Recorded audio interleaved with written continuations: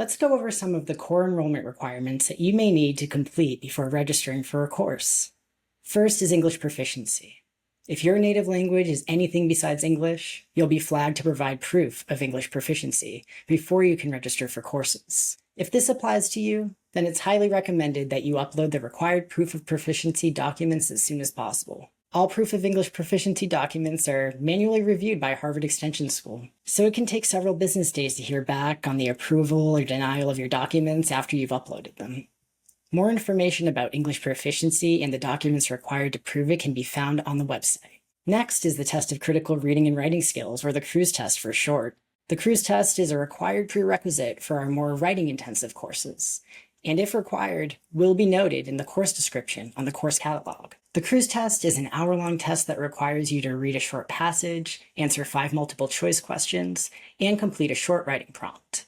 Tests are manually graded by Harvard Extension School, and it can take up to 2 weeks from the submission of your test to receive your test score. Therefore, if it is required for your course, we recommend that you take the CRUISE test as early as possible, because you need to have received a passing score before you can register for courses that require it. Next is the math placement test. The math placement test is an online diagnostic test that is highly recommended for several math and economics courses at Harvard Extension School.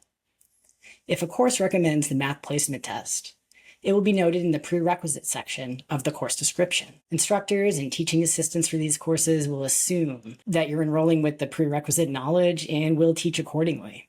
They will not review any prerequisite math skills either in class or one-on-one. The final common course enrollment requirement is immunizations. Please visit our website to find the most up-to-date immunizations requirements. Before registering, it's also important to understand our enrollment policies. We have a minimum age policy in place here at Harvard Extension School. Students must be 15 years or older to register for courses for undergraduate level credit or non-credit. Students must be 18 years or older to register for courses for graduate level credit. We also have full and part-time enrollment. Full-time is 16 credits or 4 courses. Three-quarter time is 12 credits or 3 courses. Half-time is 8 credits or 2 courses. And anything less than half-time is 4 credits or 1 course. Please also note that we have a maximum enrollment limit.